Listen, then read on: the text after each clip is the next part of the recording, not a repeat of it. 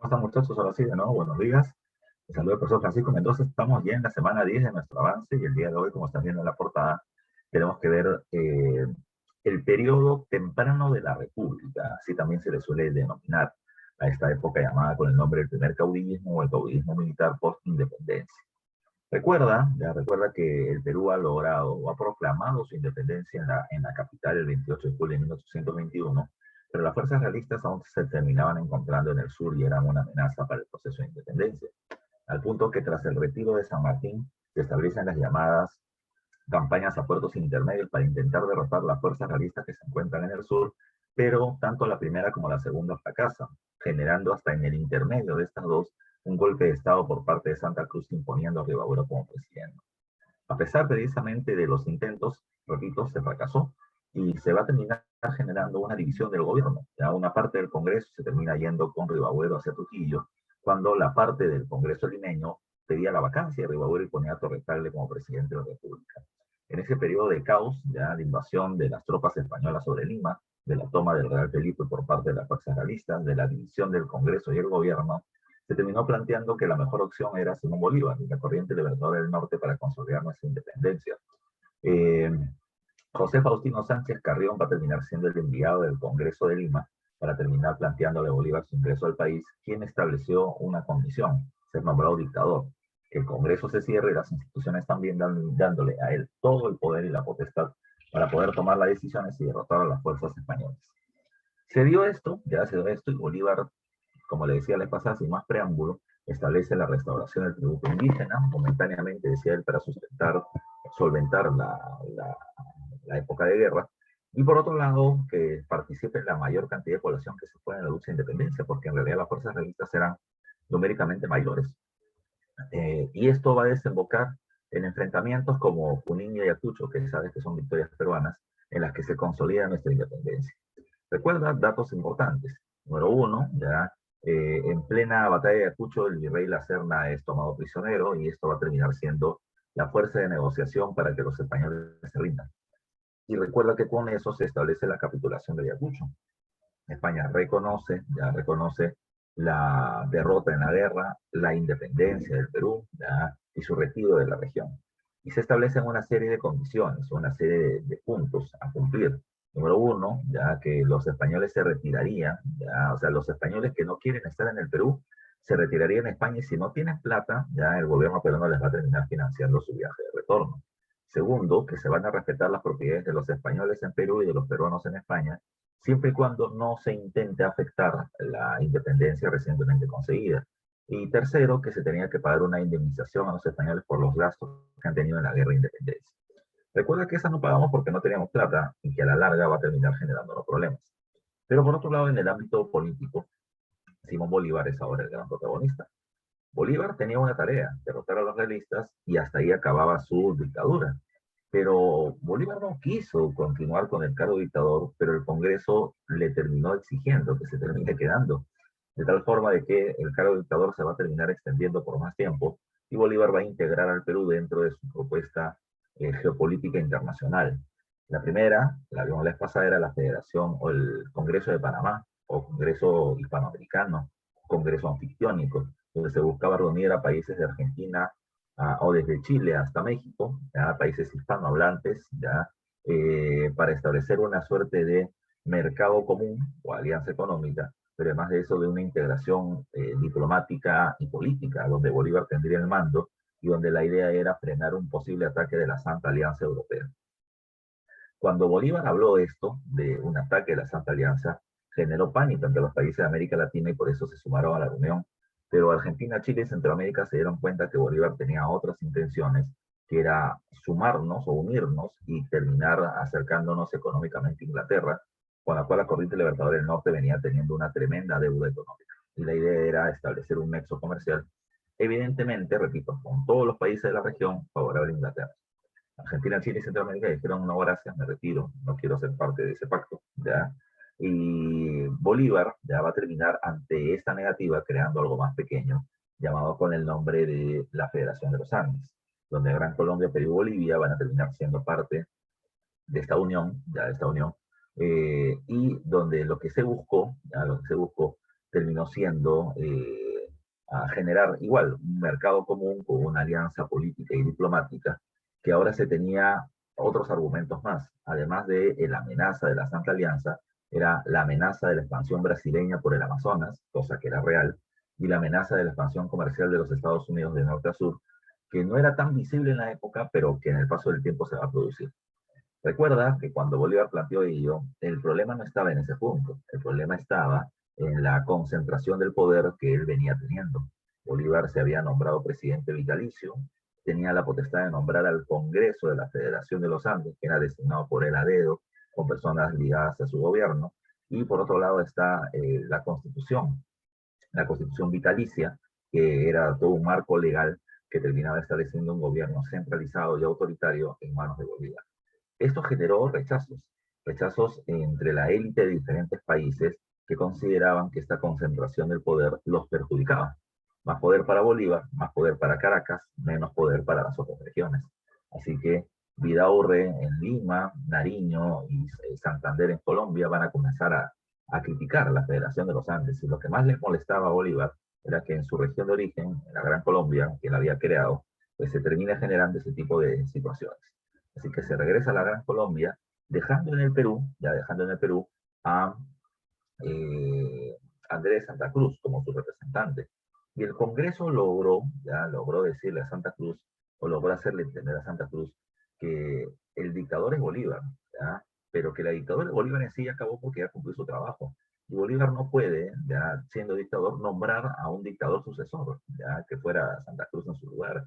Están rompiendo las leyes democráticas y las instituciones del gobierno. Y le terminaron planteando a Santa Cruz que permita la reapertura del Congreso. Y eso hizo, ya eso hizo. A partir de eso, el Perú se separa de la Federación de los Andes en 1827 y comienza una primera gran etapa de la historia del Perú que se le conoce como el primer militarismo, de 1827 a 1872. En esos 45 años, ya, el gobierno peruano se va a terminar dividiendo en dos momentos.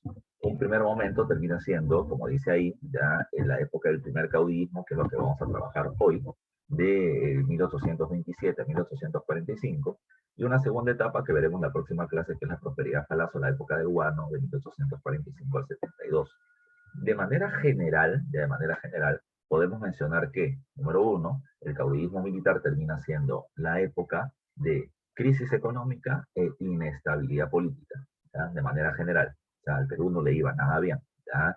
Y desde un resumen de la prosperidad falaz, hablamos de un gran crecimiento económico por la venta del guano, ¿ya? Que terminó permitiendo cierta relativa estabilidad política, pero que ya veremos poco a poco qué cosa es lo que termina sucediendo durante este periodo. Si queremos hablar precisamente del caudillismo militar, recuerda, pregunta general, recuerda que la institución más importante del Perú, ya al inicio de la República, es el ejército, porque van a gobernar 45 años, ¿ya? Pero yo siempre hago una tingencia para eso. En realidad, el ejército es un cascarón, ¿ya?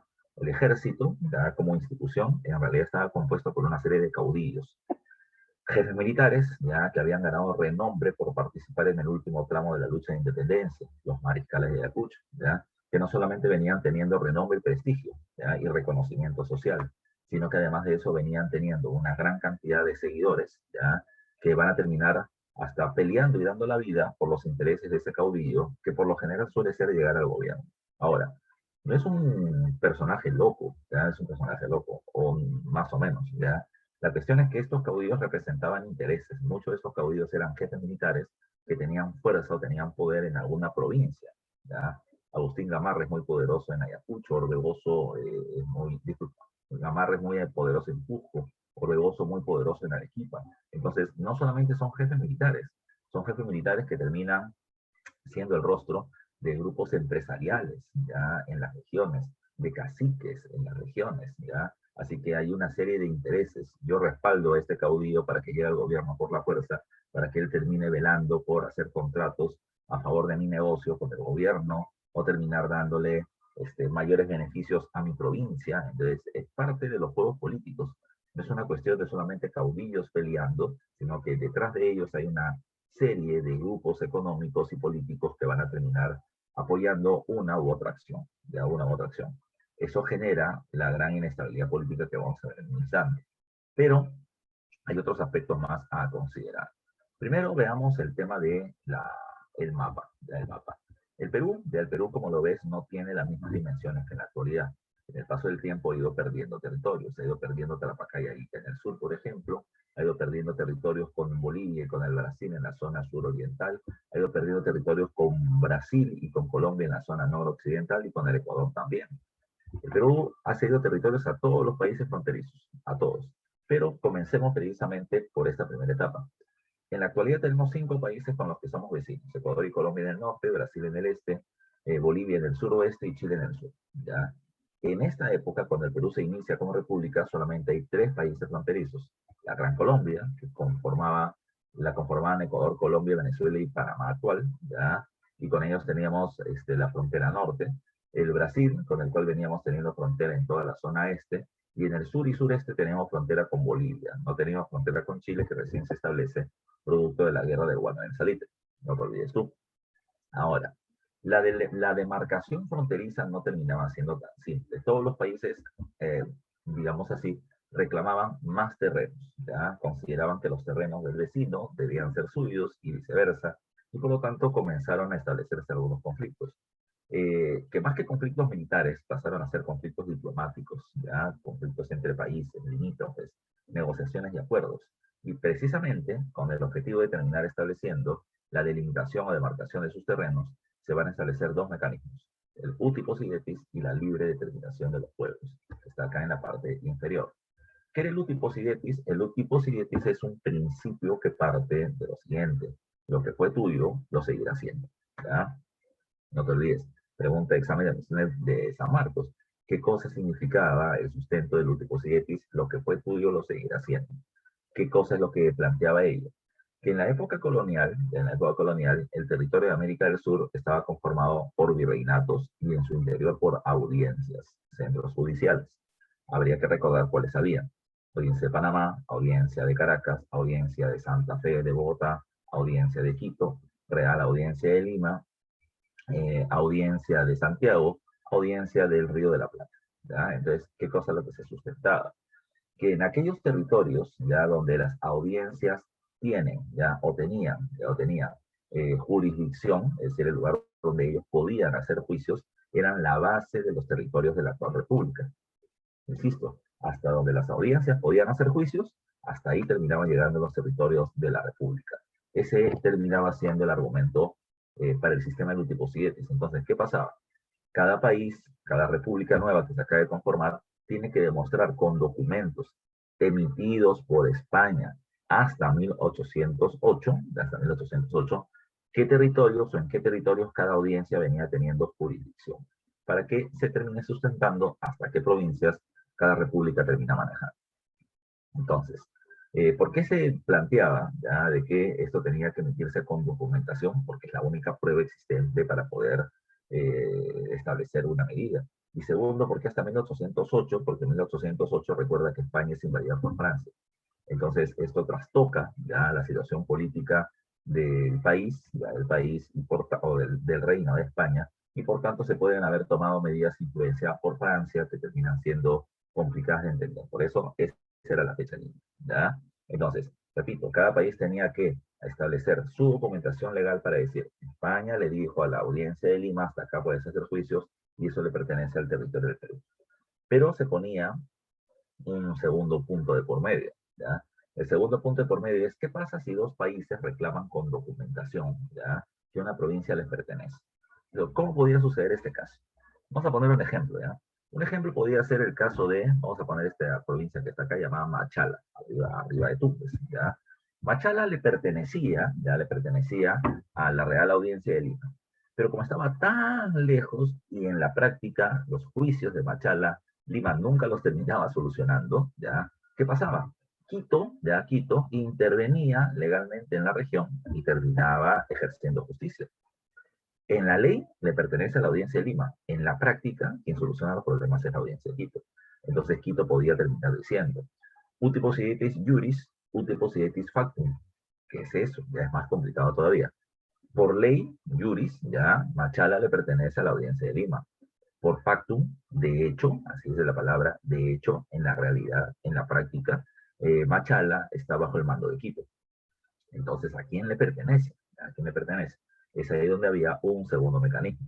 Cuando dos países reclaman una provincia con documentación, ¿ya? Entonces esa provincia tiene el derecho de decidir con quién quiere estar, si con Perú o con la Gran Colombia.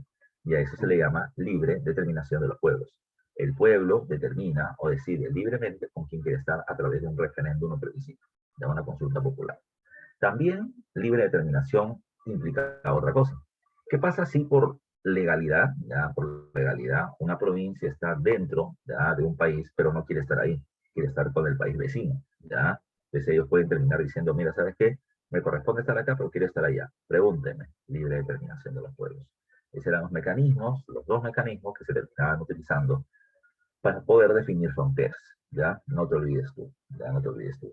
Ahora ya te digo, tenemos fronteras con 3 países, ¿ya? Y los mecanismos para definir fronteras son múltiples siguientes y de determinación de los pueblos. En el plano interno, el Perú estaba dividido en 7 departamentos, que es lo que puedes ver con colores diferentes en el mapa.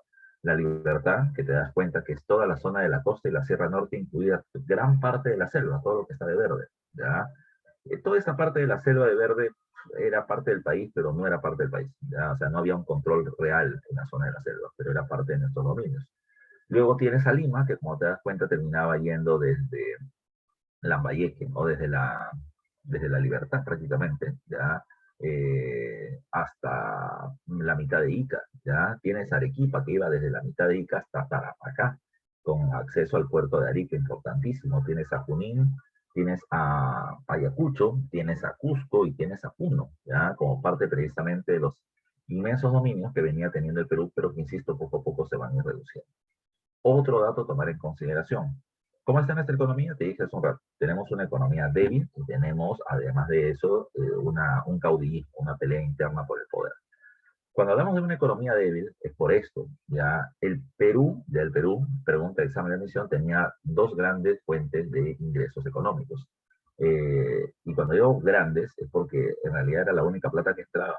¿Ya? No era mucho, pero era la única plata que entraba. El cobro del tributo indígena, que San Martín eliminó, que Bolívar restauró y que se va a mantener hasta Ramón Castilla. ¿Ya? Hasta Ramón Castilla, y en la práctica hasta Piérola más adelante. Pero esta era la principal fuente de ingresos, el cobro del tributo indígena, que en la práctica nunca se anuló.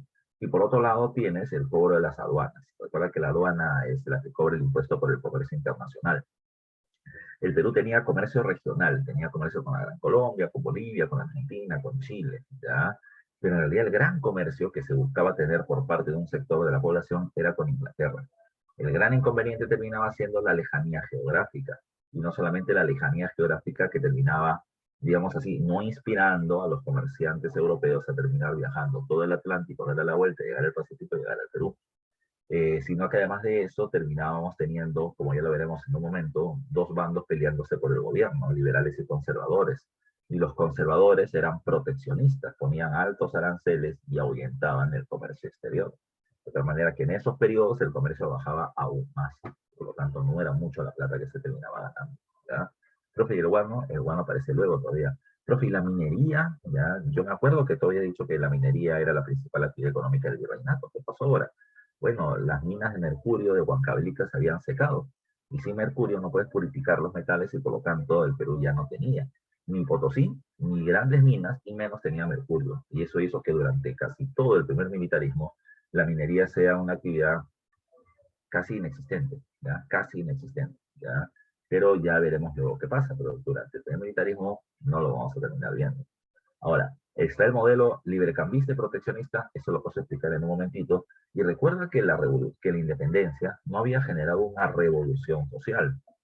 Recuerda que la independencia terminó generando problemitas, ¿ya? Terminó generando problemitas. ¿Por qué? Porque se había logrado la libertad política con respecto a España, pero se mantenía, ¿ya? Pero se mantenía las condiciones sociales de atraso, se mantenía el esclavismo, ¿ya? Y se mantenía el tributo indígena, y se mantenía el yanaconaje en las provincias de la sierra central y sur del país, así que la situación era crítica cuando menos, ¿ya? Crítica cuando menos. Entonces, había un gran temor que estos sectores sociales que participaron en la lucha de independencia, pero que no han obtenido cambios reales, puedan rebelarse. Y es ahí donde los militares entraban a actuar, porque la fuerza militar podría contener estas protestas sociales, era lo que se pensaba. Ahora, desde el punto de vista político, ya hay que tomar en cuenta lo siguiente. La gran pregunta, y que ha sido además pregunta de examen de admisión, es ¿por qué gobiernan los militares? ¿Ya? ¿Por qué gobiernan los militares? Y la respuesta es simple, ¿ya? Porque ellos no debían gobernar. Quien era llamado a gobernar eran los criollos civiles que terminaron siendo parte de la lucha de independencia o que la promovieron. Pero la cuestión es que los criollos civiles, ya los criollos no militares, eran bastante débiles, ya una vez lograda la independencia. ¿Por qué? Porque desde el punto de vista económico se habían visto muy afectados producto de la lucha de independencia. Sus tierras se habían convertido en campos de batalla, perdiendo productividad. ¿Ya? El principal socio comercial de Perú terminaba siendo España y ahora nos hemos separado de ellos, porque la mano de obra, ¿ya?, de los gamonales de la sierra o hacendados de la costa habían terminado siendo introducidos a fuerzas patriotas o realistas en la lucha de independencia. Y cuando esta se terminó, ya recuerda que muchos de estos pobladores se enrolaron en el ejército, donde tenían un salario fijo, ¿ya? Y además de eso, si no se enrolaron en el ejército, no regresaron a las provincias donde los explotaban. Así que la reducción de la mano de obra fue muy fuerte. El comercio internacional es muy limitado, ¿ya? Así que por lo tanto la minería muy afectada. Entonces, económicamente el grupo llamado gobernar no tiene tanto poder, ¿ya? Segundo, tiene los malestares de la población, ¿ya?, que ve que la independencia no ha generado grandes cambios y por lo tanto tienen temor de rebeliones. Y lo tercero, ¿ya?, y lo tercero, que no son conocidos. Eso hace que no solamente sean débiles económica, sino también políticamente. Son poco representativos, ¿ya? Ese es el término. Son poco representativos. ¿Qué significa que sean poco representativos? Que la gente no los conoce, ¿ya? La gente no los conoce, la gente no se siente identificados con ellos, la gente no siente que sean sus líderes, ¿ya? La gente no conoce a esta población, la gente conoce a los oficiales que han terminado peleando durante la lucha de independencia. Y los conozco porque he escuchado de ellos que están peleando, o porque yo he peleado con ellos o contra ellos. Yo he escuchado de la Mar, de Gamarra, de Orbegoces, Alberri, pero nunca he escuchado de, no sé, pues de algún noble o de algún comerciante poderoso de la ciudad de Lima o Arequipa. No lo conozco. Si no lo conozco, no me siento identificado con él y por lo tanto no es mi líder. ¿Ya? Eso es lo que terminó generando de que los caudillos militares lleguen al gobierno.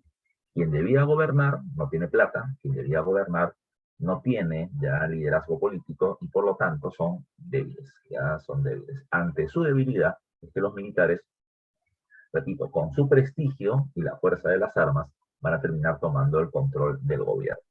¿Qué más hay que tomar en consideración? Lo otro que hay que tomar en cuenta es, y te lo dije al principio, es quién es un caudillo.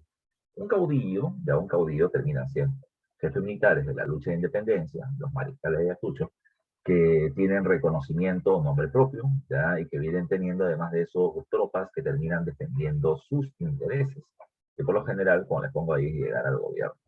Muchos de estos caudillos van a intentar llegar a ser presidentes a través de golpes de Estado, y esa es la inestabilidad política, la tremenda cantidad de enfrentamientos por el poder, ya sea a través de golpes de Estado o guerras civiles. ¿Cuál es la diferencia entre un golpe de Estado y una guerra civil?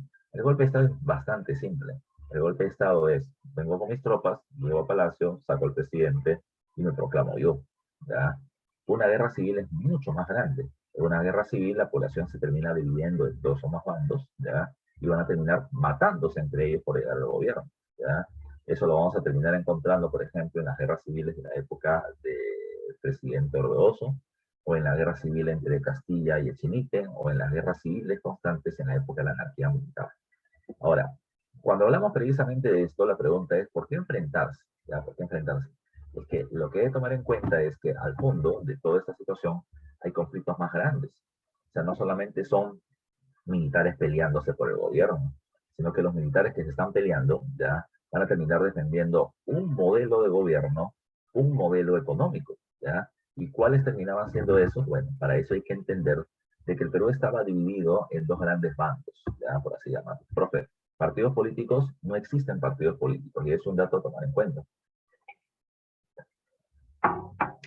En la mayoría de países del mundo, no estoy hablando solamente del Perú, estoy hablando de Estados Unidos, estoy hablando de Francia, en la mayoría de países del mundo, los partidos políticos tenían una consideración negativa por parte de la población.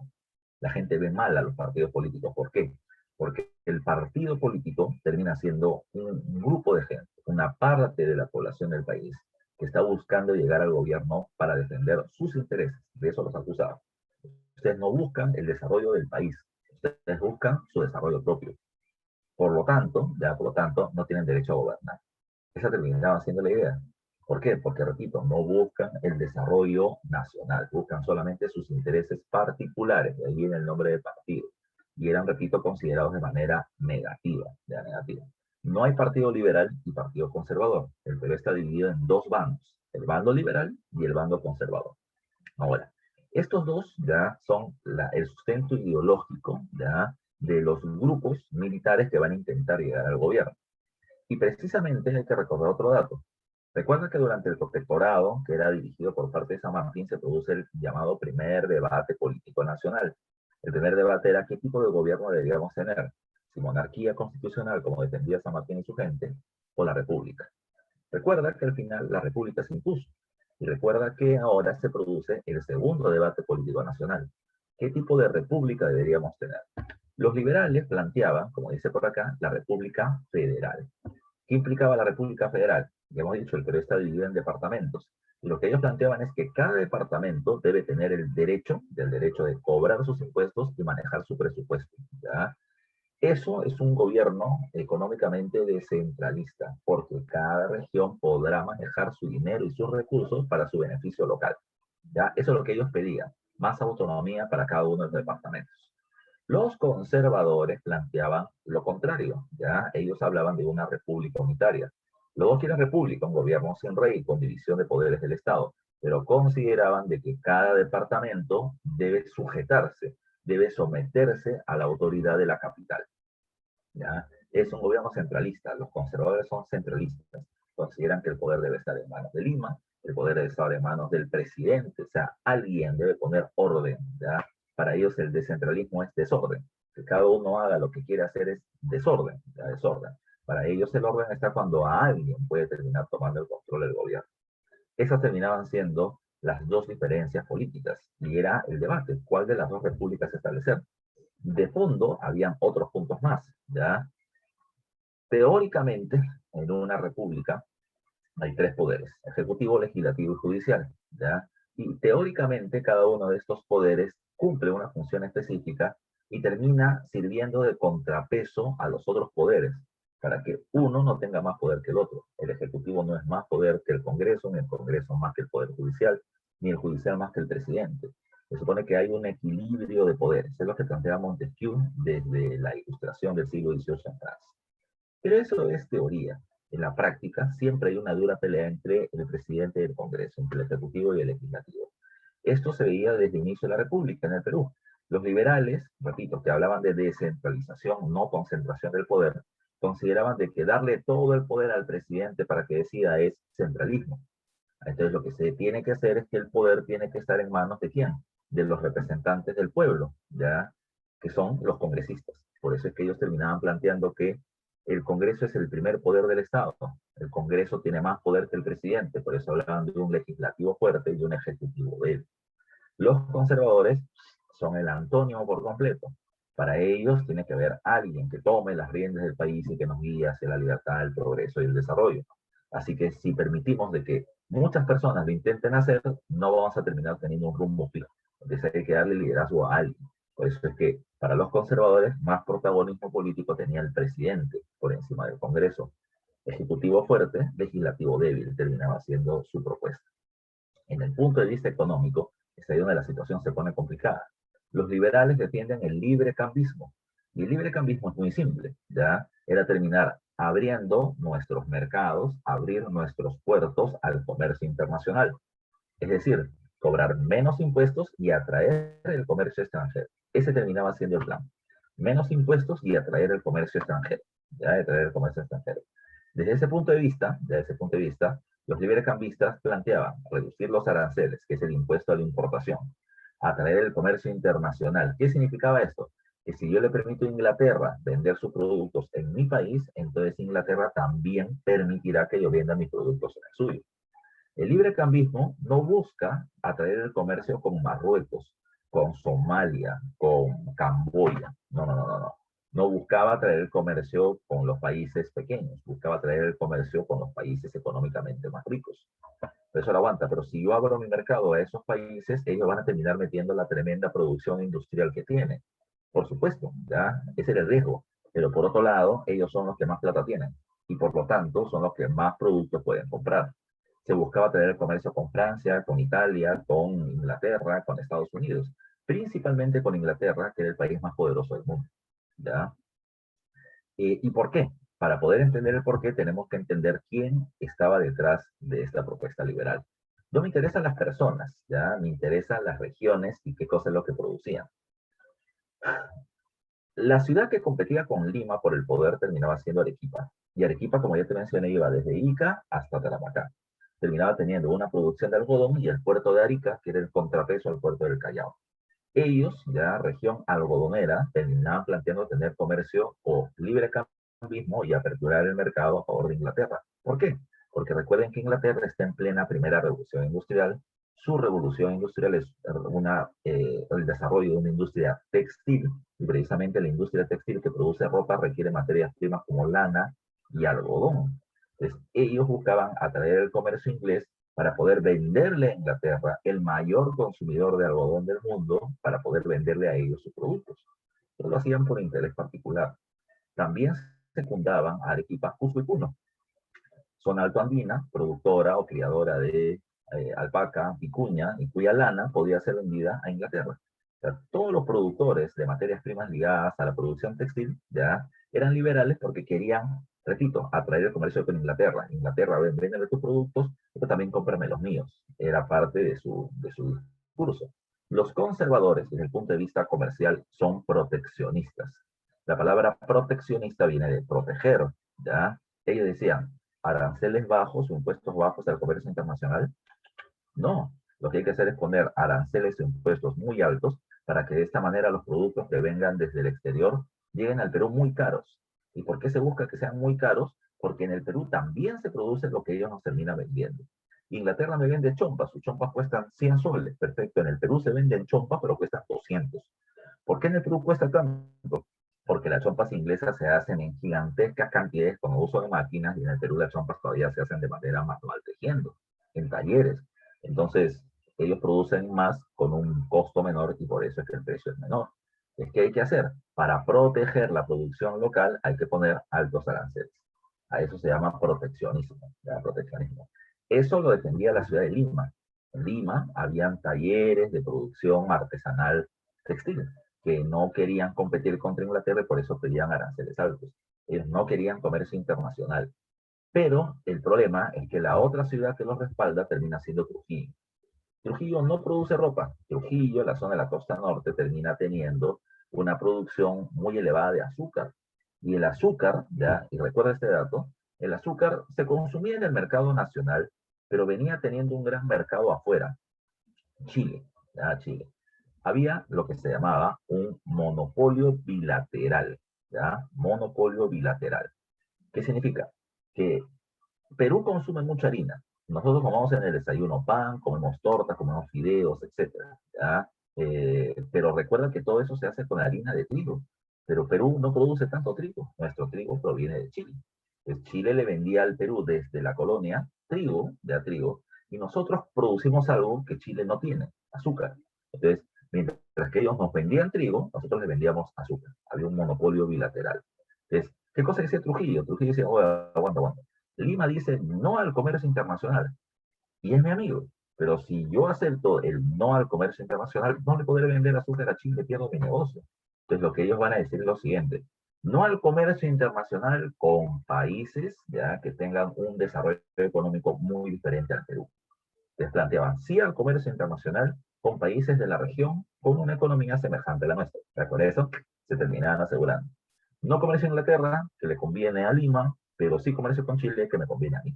Entonces ya cada uno comienza a manejar su discurso como mejor le convenga. Y eso hay que tomarlo muy en cuenta. Es una cuestión de ver solamente la realidad. Toda ley tiene nombre propio. Toda ley tiene nombre propio. cuando se establece una ley es porque va a favorecer a alguien o a un grupo, ¿ya? Que un grupo de gente se termine viendo beneficiada de manera paralela es otra cosa, pero la ley siempre se hace a favor de un grupo, ¿ya? De un grupo económico, un grupo político, un grupo económico para algún negocio que quieren hacer. Y esto es lo que teníamos en el Perú. La cuestión está que cuando los liberales llegaban al gobierno, le daban más poder al Congreso y medidas librecambistas, y cuando los conservadores llegaban al gobierno, más poder para el presidente y elevaban los aranceles espantando el Congreso inglés. Así que, por lo tanto, esa era la disputa que se venía teniendo durante este periodo. No solamente es disputa entre caudillos por el gobierno, sino que detrás de ellos hay una serie de intereses de grupos de poder local e intereses económicos y comerciales que están precisamente generando esta pelea, ¿ya? Pues, esto pasa hasta el gobierno en la actualidad, ¿ya? Ahora, en el caso último, le estoy poniendo acá de que existe un gobierno de carácter pendular. ¿Qué significa esto? Un péndulo precisamente se va a mover de un lugar a otro, ¿ya? Como estas cadenitas de los que te hipnotizan, se van de un lugar a otro, en un movimiento pendular. ¿Y por qué se habla así? Porque, por ejemplo, vamos a terminar encontrando gobiernos de una u otra tendencia, ¿ya? Cuando está en el gobierno Agustín Gamarra, por ejemplo, se va a terminar teniendo política y económicamente un gobierno conservador. Pero cuando este sale, entra Orbegoso que termina siendo liberal. Si Gamarra subió los aranceles hasta la estratosfera, Orbegoso los va a terminar bajando hasta el subsuelo, ¿ya? Precisamente para buscar atraer el comercio internacional. Son dos posturas diferentes. Lo que uno hace, el otro lo deshace, ¿ya? Lo que uno hace, considerando de que esta es la mejor forma de progreso para el país, el otro va a terminar considerando de que solamente genera nuestro atraso.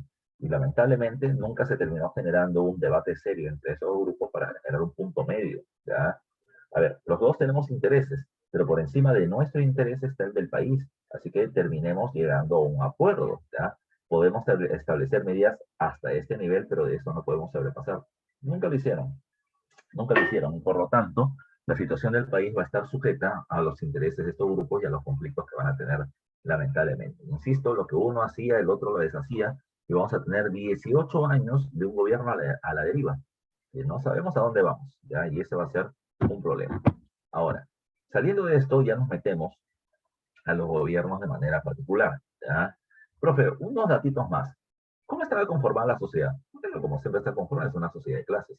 Hay una élite conformada por los grandes hacendados, los grandes comerciantes, el ejército, que es la institución que está gobernando, el clero, ya la iglesia, que es una institución poderosísima. Recuerda que el Perú, durante todo este periodo, establece que ya no hay persecución religiosa, ¿ya? O sea, ya no hay tribunal de la Santa Inquisición, pero lo que sí establece es que la religión que el Estado protege es la religión católica. Entonces, la Iglesia Católica va a ser muy poderosa en este periodo. La población indígena es la población mayoritaria y la población indígena en su mayoría es población rural, es población campesina de la zona de la sierra. Profesor, ¿votan o no votan? Sí, tienes derecho al voto, ya sí tienen derecho al voto, aunque el voto en la época es indirecto. No es como ahora, el voto actual es directo. ¿Qué significa?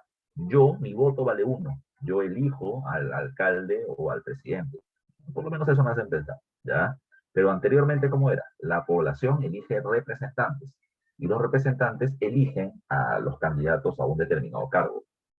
Entonces yo no escojo directamente, mi voto no es para escoger al presidente, sino para escoger a representantes que eligen a funcionarios del gobierno. Entonces se llama voto indirecto. Y esto se hacía. Y el indígena tenía derecho a ese voto hasta 1896, que se hace una nueva ley electoral con Pierola, pero con una serie de mecanismos en el medio que iremos viendo progresivamente. ¿Okay? El indio es la mayoría de la población, tiene una ciudadanía regular, pero había un gran debate a inicio de la República. El indio es parte de la República, el indio es parte de la nación, es parte de la nación. Bueno, la élite criolla gobernante terminaba diciendo, para que ellos sean parte de la nación donde nosotros terminamos gobernando, pues ellos deben ser ciudadanos, deben tener derecho al voto. Pero para que sean ciudadanos, tienen que estar informados, tienen que saber leer y escribir para que no sean manipulados. Entonces ahí se termina estableciendo ese discurso. El discurso termina siendo que para que el indio sea parte de la república, tiene que terminar teniendo acceso a la educación.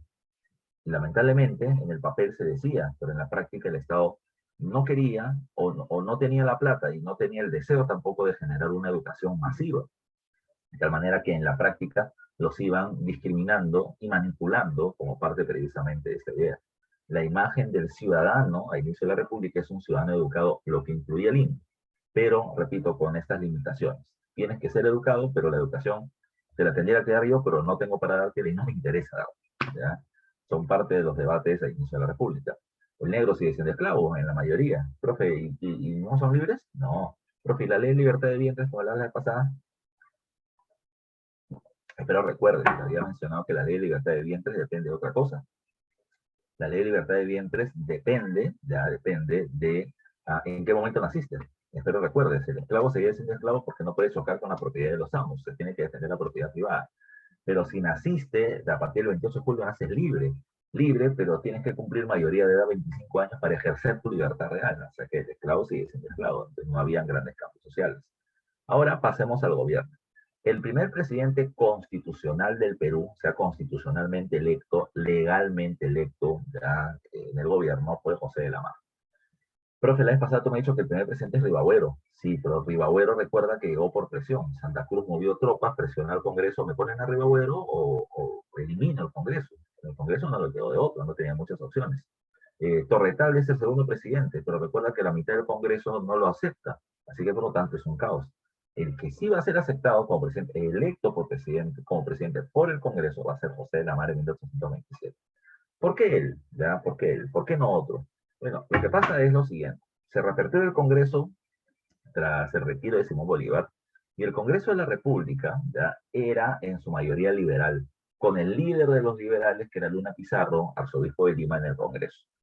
Los liberales quisieran que el presidente sea un liberal. De esa manera van a terminar estando de acuerdo ya, y van a estar entonados con la misma política y van a poder gobernar en conjunto.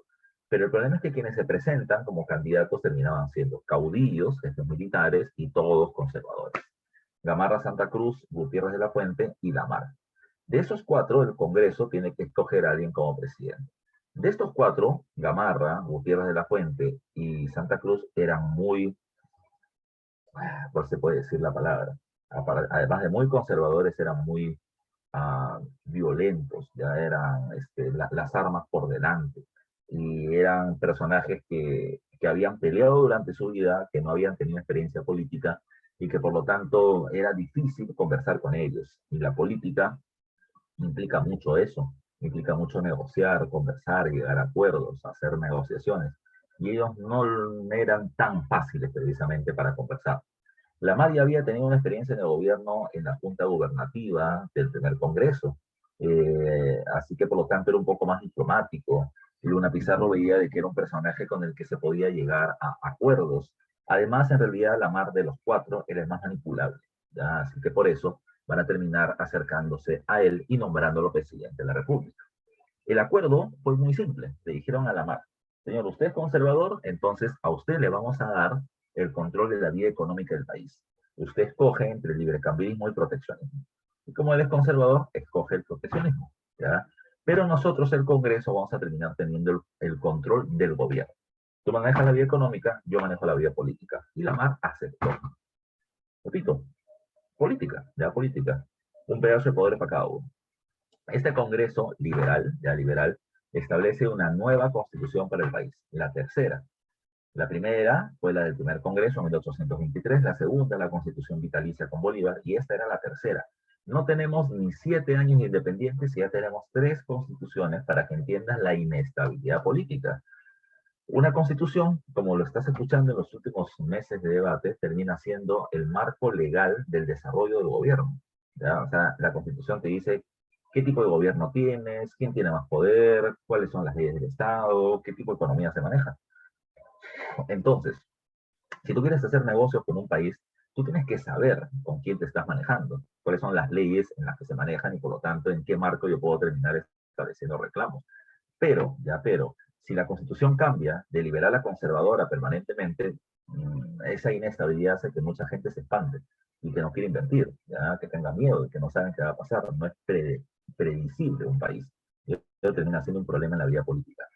Los liberales terminaron estableciendo una nueva constitución, la Constitución de 1828, que es una constitución de corte liberal porque se sigue el modelo de la Constitución de los Estados Unidos. En Estados Unidos, recuerda, ya es el primer país que establece una constitución de corte liberal. en la que cada estado de los Estados Unidos terminaba teniendo autonomía administrativa. Y es lo que piden precisamente los liberales en el Perú también, el descentralismo o autonomía. Por eso toman la Constitución de los Estados Unidos como modelo, ¿ya? Y la copian para que se establezca en Constitución del Perú. Ahora, la pregunta es, si el Perú termina utilizando la Constitución de un país avanzado, ¿nos convierte en un país avanzado? Y la respuesta es no, ¿ya? La respuesta es no. ¿Por qué? Porque esa Constitución nace del análisis de la realidad de ese país. Y nosotros estamos copiando la realidad de ese país que no es la misma, ¿ya? Así que esto va a terminar generando problemas más adelante. Tercer punto, la rebelión de los iquichanos. Profe, ¿qué cosa es eso? Bueno, lo que pasa es que en la provincia de Iquicha, en Huanta y Ayacucho, se genera una protesta social muy grave a inicios de la independencia. ¿Por qué la protesta? ¿Ya? La protesta se termina debiendo a, ¿ya? La protesta se termina debiendo a lo siguiente. En la época de la colonia, Iquicha era una tierra realenga. ¿Qué es eso? Era tierra del rey. Y como era tierra del rey, por lo tanto, no le pagaba impuestos al monarca. No le pagaba impuestos al monarca. Recuerda eso, no le pagaba impuestos al monarca. Por lo tanto, los indígenas que vivían en ese territorio no pagaban tributo indígena. ¿Ya? Entonces, en la época de la colonia, donde todos los indios pagaban tributo indígena, ellos no, y estaban contentos con el virreinato. Ahora con la república, todos somos iguales, y por lo tanto, todos los indios pagan tributo indígena. Entonces, saca tu cuenta. Yo, en el virreinato, no pago impuestos. Yo, en la república, sí pago impuestos. Pregunta, ¿ya cuál de estos dos sistemas es mejor para mí? Simple, el virreinato. Los iquichanos querían que se restaure el virreinato porque en ellos tenía más ventajas, ¿ya? Sobre todo tributarias. Y esto va a terminar generando que el gobierno aplaste esta rebelión, pero es una muestra de que no todos estaban contentos con la independencia del sistema republicano recientemente conformado. ¿Ok? Último dato. Recuerda que el Perú se ha separado de la Federación de los Andes, no te olvides tú. Y hay un problema grave. Si el Perú se separa, ¿ya? O la Federación de los Andes tiene conformada Gran Colombia, Perú y Bolivia, ¿ya? ¿Ya? No te olvides tú.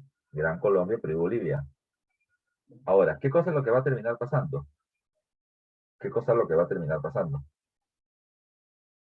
A ver, un ratito, muchachos.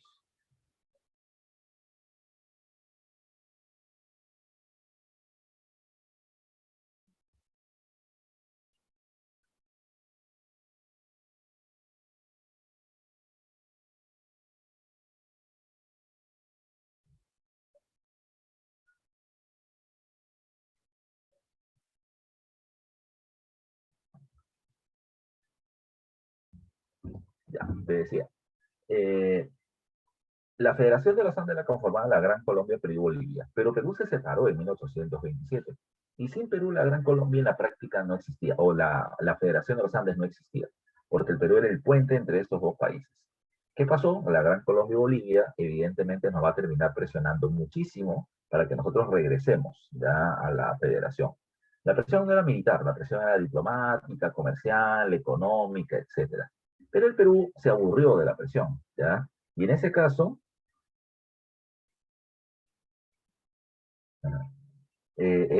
¿qué cosa es lo que va a terminar sucediendo? En este caso, recuerda tú, ya recuerda tú que ante la presión, el Perú se aburrió y comenzó a atacar. Pero ahí viene una parte especial. El Perú no ataca. Quien ataca terminan siendo los caudillos, ¿ya? José de la Mar, ¿ya? José de la Mar, disculpa, Agustín Gamarra, caudillo cusqueño, agarra sus tropas, termina entrando a Bolivia, ya a Bolivia, saca al presidente Sucre, la mano derecha de Simón Bolívar, lo saca tras enfrentamientos militares, lo encarcela primero y luego lo bota del país con las tropas de la Gran Colombia. Lo bota. Y pone como presidente de la República de Bolivia no a él, sino a Andrés de Santa Cruz.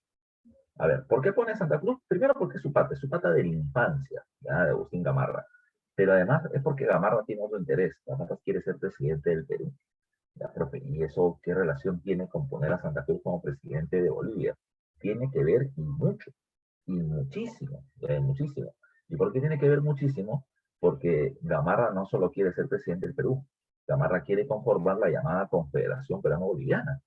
Y precisamente le está dando el mando de Bolivia, ¿ya? A su amigo Santa Cruz, para que cuando Gamarra llegue al gobierno diga, vamos a hacer la confederación, Santa Cruz me des un favor. Yo te puse en el gobierno, tienes que apoyar la confederación y apoyarme a mí en el gobierno. Ese era el gran plan de Agustín Gamarra. Ya de Agustín Gamarra. Bueno, ¿qué pasó? Cuando derrotamos a Sucre y lo votamos, cuando Gamarra derrota a Sucre y lo vota de Bolivia, ya Simón Bolívar desde la Gran Colombia le declara la guerra al Perú. Y el Perú esperaba eso, ya, así que el Perú dijo que está buscando la bronca, yo voy a pegarle, ¿no? Así que se movieron tropas, ya se movieron tropas por mar hacia Guayaquil con el almirante Guise y por tierra también hacia lo que hoy vendría a ser Ecuador con la mar a la cabeza, ya con la mar a la cabeza. Y producto de eso se termina estableciendo el ataque hacia la Gran Colombia. Lamentablemente, ya lamentablemente, el Perú se confió. Entramos a lo que hoy vendría a ser el Ecuador, y como no encontrábamos resistencia, seguíamos avanzando y avanzando y avanzando, hasta que a la mitad del Ecuador actual, en la Gran Colombia, vienen las tropas de Simón Bolívar y nos hacen la bronca. Hay varias batallas en las que ganamos. El problema estaba que estábamos muy adentro del territorio de la Gran Colombia. No podíamos retroceder a Perú por recursos o para reorganizar nuestras fuerzas. Y lamentablemente, después de ganar la batalla de Tarqui, porque la ganamos, ¿ya? Después de ganar eso, nos dimos cuenta que nuestras tropas estaban muy reducidas y no podían seguir resistiendo más batallas. Así que, después de la batalla victoriosa en Tarqui, se firma un acuerdo con la Gran Colombia llamado como el Convenio de Girón. En el convenio de Girón, el presidente Lamar va a llegar a un acuerdo con la Gran Colombia y le va a plantear, ya está bien, ya Perú se rinde. Retiramos nuestras tropas, ya nos retiramos de la Gran Colombia y además de eso vamos a aceptar tu condición de sentarnos a negociar ya fronteras, ya porque la Gran Colombia no estaba de acuerdo con los territorios que tenía y con los que tenía el Perú. Así que así se firmó esto.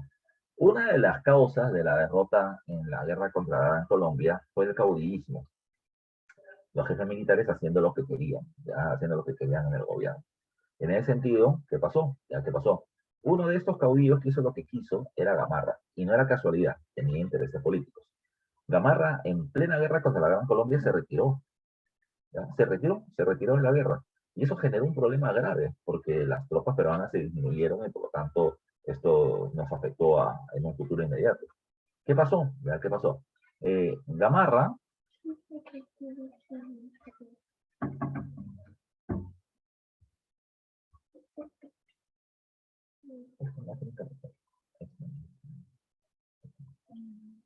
ya.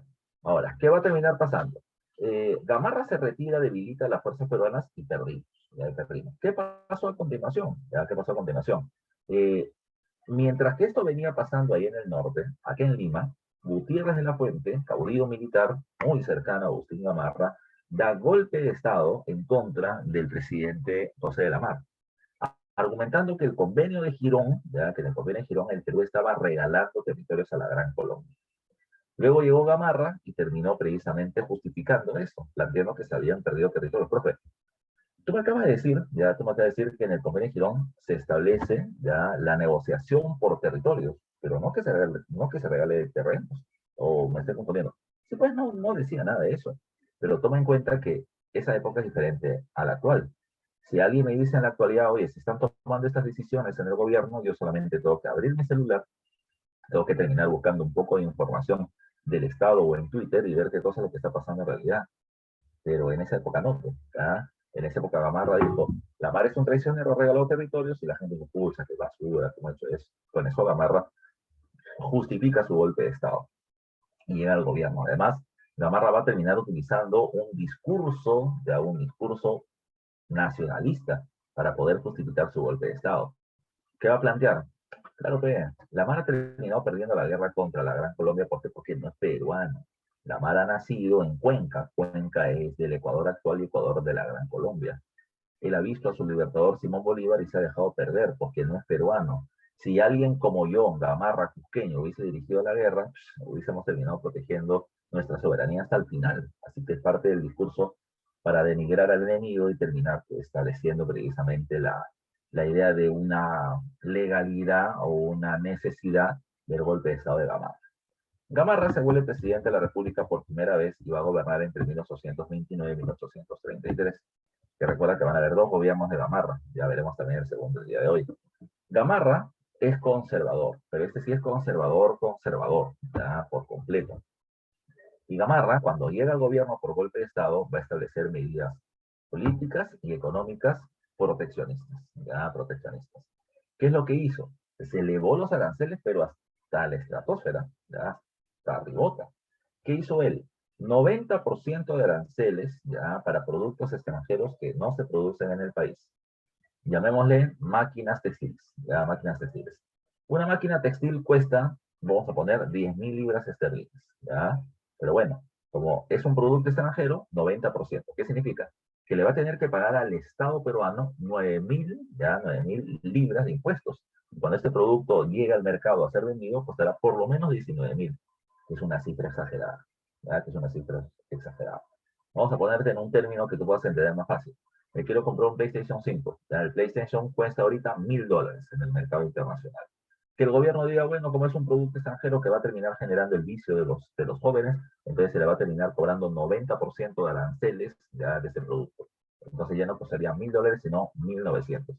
Tú quieres comprar un PlayStation y te termina costando fácil 7.500 soles. Una barbaridad de plata, de comprarlo es imposible. Pero Gamarra también decía para la época, si un producto extranjero sí se produce en el Perú, no va a pagar 90, va a pagar 200% de aranceles. Llámese la ropa. Acá se produce ropa a mano en los talleres locales de la ciudad de Lima, que es lo que venía diciendo. Una chompa inglesa cuesta 100 soles. Una chompa peruana cuesta 200 soles. La gente preferirá la de 100. Pero ahora le vamos a poner 200% de aranceles, por lo tanto tiene que pagar 200 soles de impuestos y esa chompa costará 300 en el mercado. La gente preferirá una chompa de 200, que parece barata, en comparación a la de 300 que viene en Inglaterra. Con esa medida, hecha por parte de Gamarra, se busca proteger la producción local, pero se espanta el comercio inglés con los impuestos que se vienen cobrando. Y si Inglaterra no nos vende, Inglaterra no nos compra. Y recuerda que Inglaterra compraba lana y algodón, que era el negocio de los liberales de Arequipa, Cusco y Puno. Eso que los liberales odian a Agustín Gamarra porque están viendo perjudicado sus negocios. Entonces les planteo acá, los altos aranceles impactaron el comercio inglés y perjudicó a los liberales. Por eso es que los liberales odian a Gamarra y van a hacerle la vida imposible, ya imposible. Recuerda, desde el Congreso van a criticar todas y cada una de las medidas de Gamarra y desde el punto de vista militar van a intentar sacarlo del gobierno por golpe de Estado. Gamarra logra mantenerse sus 4 años en el poder, pero tiene 17 intentos de golpe de Estado en su contra, y eso hace que este gobierno sea un gobierno, por decirlo menos, caótico. ¿Ya? Caótico. No hay muchos ingresos por aduanas, no hay nuevas inversiones, no hay muchos puestos de trabajo y la plata que tiene el gobierno la tiene que gastar en armas para defenderse de los conflictos internos. ¿Ya? A Gamarra no lo sacan, no lo logran sacar del país, pero termina generando una percepción muy negativa de la población con respecto a ellos. ¿A qué me refiero? La gente ve que Gamarra es un presidente que genera caos, ¿ya? Que genera caos. Ese termina siendo su inconveniente. Ahora, ¿qué más habría que tomar en cuenta con Agustín Gamarra? El otro punto a tomar en consideración con Gamarra es que durante su gobierno se terminó estableciendo la negociación de territorios fronterizos con la Gran Colombia. Pero se aguanta, pero él no había dicho de que la mar miserable le había regalado territorios a la Gran Colombia. Sí, pudo haber dicho cualquier cosa, pero en la práctica eso no era cierto. Y además en la práctica había un problema. Lamar, como presidente de la República, como representante del Estado peruano, le ha dicho a la Gran Colombia, sí vamos a negociar fronteras. Y Gamarra es el nuevo presidente, es el nuevo representante del Estado peruano. Pero el Estado ya firmó un pacto por el que se va a terminar viendo temas fronterizos. Y por más Gamarra que sea, igual Gamarra va a tener que aceptar ese acuerdo y negociar. En esa negociación con la Gran Colombia requiere 4 territorios. Ellos exigen la Gran Colombia, disculpa, Guayaquil, Jaén, Tumbes y Maynas. Ellos consideraban que los territorios les pertenecían. Así que se tenía que definir por los mecanismos ya mencionados, subtipo 7 y libre determinación, quién le pertenece a quién. Por libre determinación, el Perú demuestra con documentos que Tumbes y Maynas eran nuestros y que la Gran Colombia no tenía nada que reclamar. Bacán, ahí quedó el tema. Por subtipo 7, Tumbes y Maynas son de nosotros. Jaén y Guayaquil es un caso diferente. Guayaquil, ¿qué pasaba con Guayaquil? Guayaquil había pertenecido al Perú hasta 1822 en que San Martín, en la conferencia de Guayaquil, le cede esa provincia a la Gran Colombia. Pero recuerda lo que te había dicho, por UTEPO-7 tú tenías que demostrar con documentos emitidos por España hasta 1808 qué territorios eran tuyos o no. Entonces, por documentación, por UTEPO-7, la Gran Colombia era nuestra. pero, o Guayaquil era nuestro, pero la Gran Colombia va a decir, aguanta, ¿ya? Los pobladores de Guayaquil tienen una petición. Y los pobladores de Guayaquil van a terminar diciendo, yo quiero que me pregunten si quiere estar con Perú con la Gran Colombia. Así que por periodo de ellos se establece la libre determinación de los pueblos. Y Guayaquil finalmente decidió irse con la Gran Colombia. Caso inverso terminó siendo Jaén. Jaén le pertenecía a la Gran Colombia, pero ya estaba en el Perú y ellos pidieron libre determinación y votaron por quedarse con el territorio peruano. No te olvides. ¿Ok? Es el caso con Gamarra. El otro punto importante con Gamarra es el que está al final. Recuerden que Gamarra quería la confederación. Ahora ya en el gobierno le plantea a Santa Cruz, me des un favor, Cholo, tú eres presidente porque yo te puse ahí y quiero que me apoyes a establecer la confederación peruano-boliviana. Lo que le dijo Santa Cruz es no. ¿Sabes por qué no? Porque Santa Cruz había cambiado de posición. ¿A qué me refiero? Santa Cruz era un caudillo conservador, pero ya no lo era más. Era ahora un presidente liberal en territorio boliviano. ¿Por qué cambió su posición política, su tendencia económica? Lo que pasa es que Santa Cruz se dio cuenta de algo. Bolivia tiene una posición geográfica compleja. Tiene costa, pero su salida a la costa es geográficamente imposible. O sea, Bolivia es un territorio altiplano. Bolivia es así, ¿ya? Tiene una costa pequeñita y luego viene ya un territorio así, bastante empinado, que es la zona de la meseta del Collao. No es como el nuestro es un cerro así, con una posición diagonal. Puede haber subida y bajada, en cambio para ellos no, ya es una zona elevada así por completo. Entonces, Bolivia decía, yo no puedo ser, ya, yo quiero ser proteccionista, ya, yo puedo ser proteccionista, o puedo querer tener comercio con el extranjero, pero nuestra posición geográfica no la facilita mucho. Entonces, Bolivia decía, mi posición geográfica ya limita mi actividad comercial. Si a eso le sumo altos impuestos, voy a terminar perjudicando mis negocios por completo. Así que aliarse con el conservador Gamarra para establecer una confederación conservadora era algo que a Santa Cruz no le gustó y rechazó la confederación. Hubo hasta enfrentamientos entre el gobierno peruano y boliviano, militares, pero que no llegaron a mayores, ¿ya? Y la confederación no se hizo, no se llevó a la práctica. No te olvides tú de ese punto. Ahora, ¿qué va a pasar entonces? Lo que va a terminar pasando es que, acabados los 4 años del gobierno de Gamarra, la gente dijo, ya conservadores no más, conservador igual problema, conservador igual, ya, falta de inversión, falta de negocio internacional, no hay más negocios, hay mucho conflicto. No, no, conservadores ya no queremos, ya. Así que en las elecciones de 1833 se escogió como presidente a un liberal que es Orbegoz, ya, que es Orbegoz. Así que acá vamos a comenzar a ver un cambio en la vida política. Muchachos, a ver, un ratito voy a terminar cambiando de red de internet. Ya voy a ponerme al wifi de nuevo. Quiero que ustedes me digan si es que se me va a escuchar bien o no. Ya, por favor, para no estar gastando los megas de mi celular. Ya, así que por favor, ustedes me van a terminar diciendo si se me escuchan.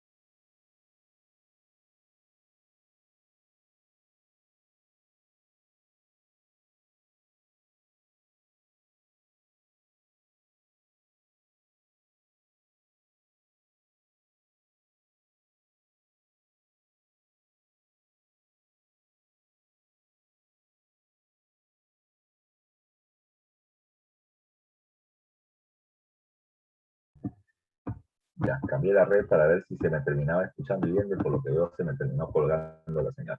Así que vamos a regresar a la señal de mi celular.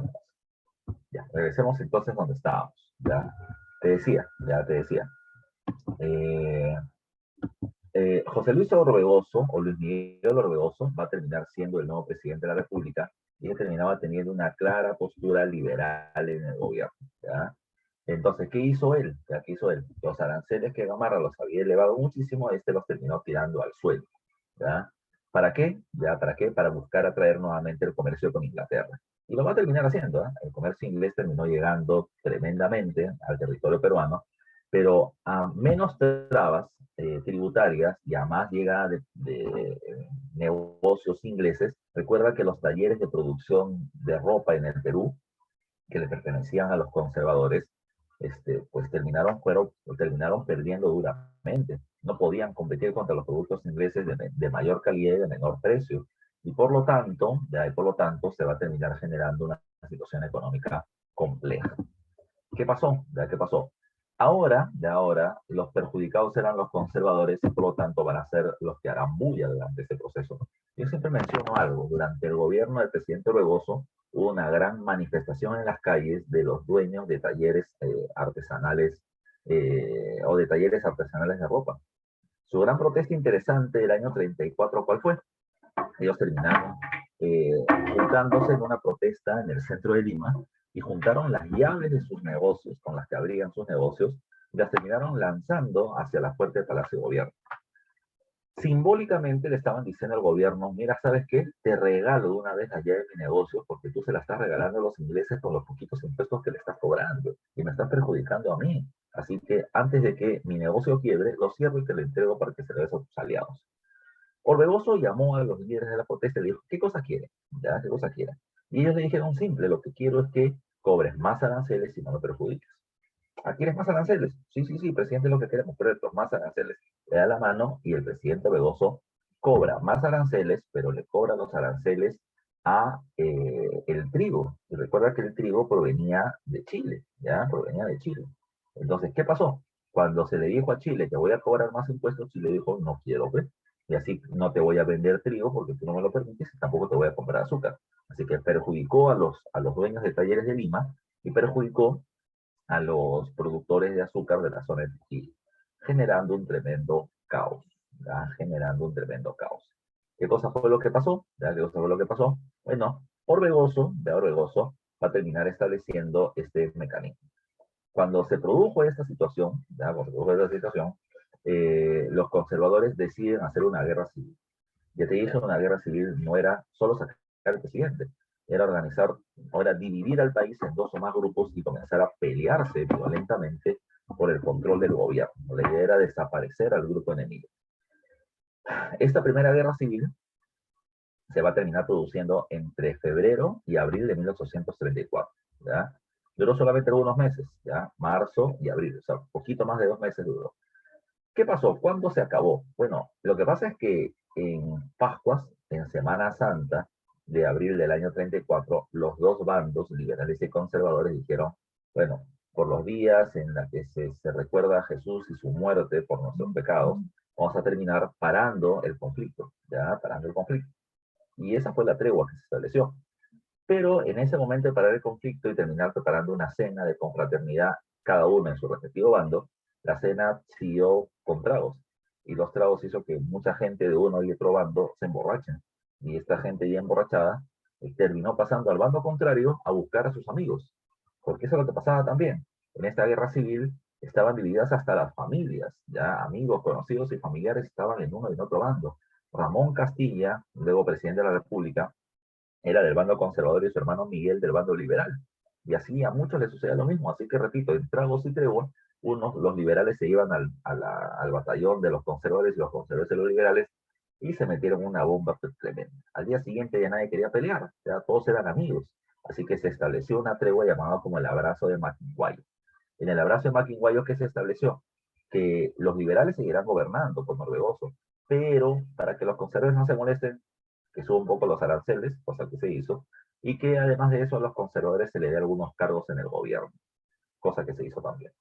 ¿Qué pasó? ¿Ya? ¿Qué pasó? Un caos. Un caos. ¿Por qué? Porque si bien la medida fue interesante, meses después se generó el problema. ¿Ya? Se generó el problema. ¿Dónde estuvo el inconveniente? ¿Dónde estuvo el inconveniente? El inconveniente estuvo en que, por ejemplo, Orbegoso dijo, chuma, le tengo que dar cargos de gobierno a los conservadores. ¿Pero a quién? ¿A Gamarra? ¿Ya? ¿A Bermúdez? ¿Ya? ¿Que me han hecho la bronca? No, a ellos no. Le voy a dar cargo de gobierno, por ejemplo, a Felipe Santiago Salaver, uno de los jóvenes oficiales patriotas que había participado en la lucha de independencia, que era conservador, pero que no era del bando de Gamarra. Y eso terminaba siendo un plus ya para este periodo. Así que Salaverry se le terminó dando, ya se le terminó dando el cargo de supervisor del ejército en castellano. Salaverry era el que aprobaba o desaprobaba los ascensos dentro del ejército, de la institución más poderosa del país de aquel momento. Y Salaverry evidentemente aprobaba gente cercana a él o gente a la que manipulaba. Le estoy dando un mayor rango, pero me debe favores. No quiero un whisky, ¿ya? No quiero un trago, no quiero plata. Quiero que me ayudes cuando yo quiera llegar al gobierno. Así que, para ese momento, ¿qué pasó? Lo que va a terminar pasando es que las cosas parecían normales, ¿verdad? Pero Agustín Gamarra, el líder más importante de los conservadores, se le acerca a Salaverry y le dice, yo te quiero apoyar a ti para que seas presidente de la República. Lo que llamó la atención de Salaverry. Salaverry ahora ya tiene la posibilidad de dar un golpe de Estado, ¿ya? ¿Cómo lo hizo? Bueno, Gamarra, caudillo más poderoso de Cusco, terminó organizando una protesta en su ciudad. Orbegoso dijo, uy, chuma, ya apareció Gamarra, entonces se reactivó la guerra civil.